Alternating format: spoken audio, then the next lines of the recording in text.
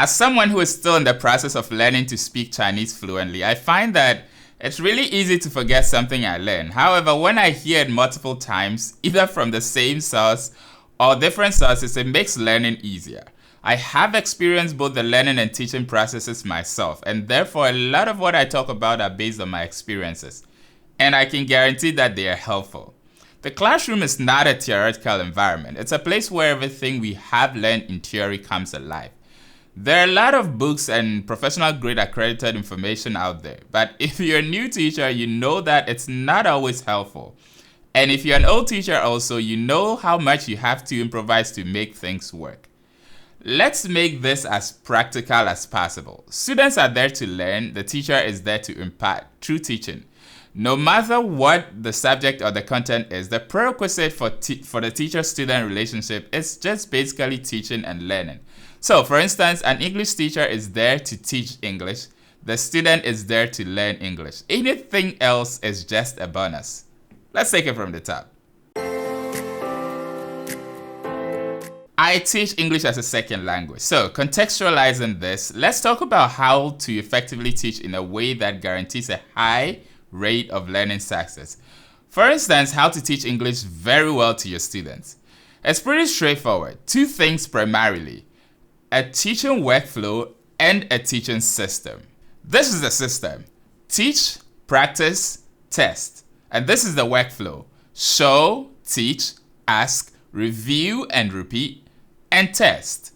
The system basically defines the process in reaching goals such as teaching words or sentences. The workflow defines how to go about each step of the defined process. Systems are really important. If you've read the book Atomic Habits by James Clear writes that we don't rise to the level of our goals, rather we fall to the level of our systems. So I think every system has to have a workflow, and I'll talk about that in a bit. But first, let's dig just a little deeper into the system.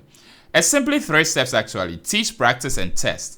It takes a student through the process of learning to reproducing what is learned, and that's all there is to it. Everything we do in the classroom falls under one of these categories. Teach is basically making the student aware, practice is making the student do something with information, and test is basically accountability by finding out if the information actually did stick. So for instance, to teach your students the word cookie, we are going to teach the word, let them practice the word, and then test them to see if they can reproduce it. I find that the problem with such simplicity is that it's usually insufficient, and what is learned is soon forgotten.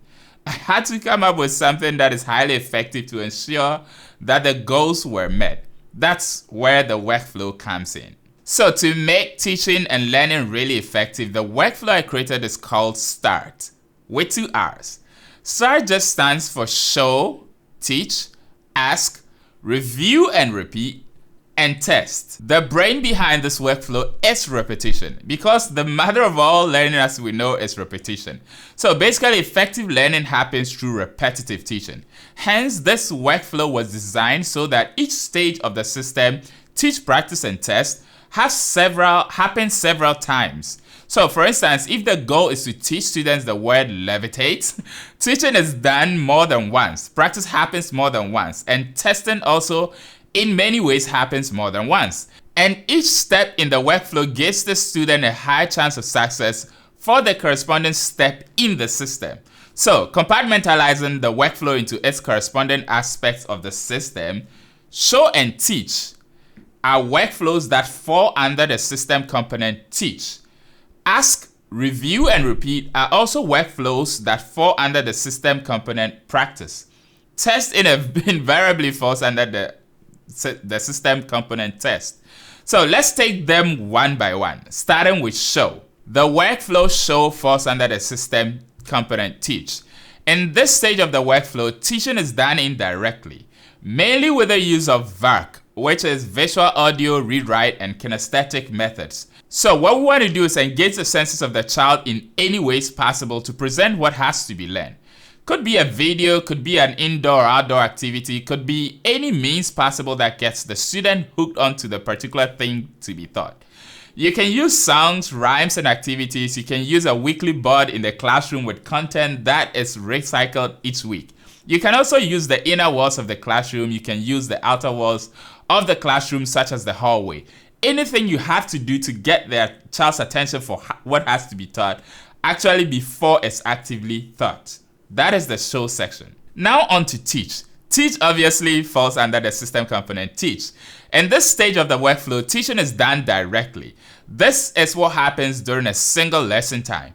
I'm not going to talk extensively about this, as we all know what it takes to teach a lesson. Your basic 10-step process. So for example, introduction, warm-up, review, lead-in, presentation, practice, production, review again, conclusion, and then a homework. So you can actually modify this however you please, but these are the basic things to cover over the course of a single class. You can skip some of the steps or some of the aspects based on your lesson. Now let's move on to ask. Ask falls under the system component practice. This is where we want to start practicing what has been learned. After teaching, take some time to inquire from the kids. Use questions and answers, use conversations, use activities, use essays. Do something that lets you have a fair measure of their level of understanding, because it also aids during the next step, which is the review and repeat. So now let's talk about review and repeat, which is also a workflow that falls under the system component practice. Now during this review and repeat, review the lesson several times with the use of repetitive routines. That's what this actually is. So for example, have a separate time during the day for quick review of words, sentences, rhymes, songs, etc. Have a time in the day for reciting things that are placed on the wall in the classroom. Have a time each day when parents are supposed to send feedback on or a review of what their children have been taught. You have to review what has been taught repeatedly in different ways.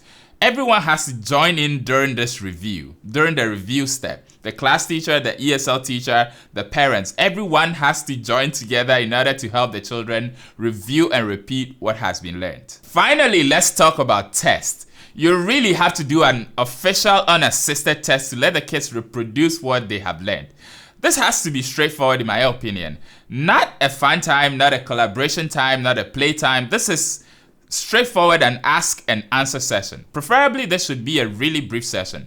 For instance, in testing 5 words, show the child the first flashcard. If in 10 seconds they can't reproduce it, move on to the next card. I would have said you can assist a little by voicing the beginning sound of the word, because sometimes that helps them remember. But do that during the review and repeat stage. So strict testing actually helps you validate a couple of things. 1, is the teaching method effective? 2, is the teaching pace too fast, too slow, or just normal?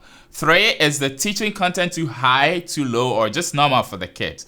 4, do you have to teach the content again or move on? After testing, you either choose to go back to teach or back to review and repeat, or modify the teaching approach, or even re-examine the syllabus and lesson plan. It can give you a clear direction as to what has to be done. Now, it would have been great if this was all roses, but as much as there are great advantages, there are also some downsides. And briefly put, the advantages of the workflow may include a high rate of success in letting majority of the class grasp what we teach. Number 2 is a more engaging and interesting process for both the teacher and the student, since there's a lot of variety and teaching is done in many ways. And lastly, it involves every stakeholder in the learning process, the teacher, the student, and also the parents. Now, the downsides of this workflow is that it needs a lot of time to teach one or a few things. Number 2 is that cohesion is a prerequisite, and if one cog malfunctions, the whole workflow can clog the system. If one person doesn't perform their duty, it could back down the whole process. So for example, if a parent refuses to send homework, the effectiveness of the overall system could be reduced drastically. So in conclusion, we want to overall teach, practice, and test. And in order to do that, we teach by showing first, and then teach in a normal class session. Then we practice by asking and reviewing repetitively in different ways, and then finally test. Straightforward test. So this is the system I've developed over a period of time, and this works perfectly for me. You can look at this and adjust it in many ways to suit your needs. Thank you for watching this one, and I'll catch you in the next one. Love and peace.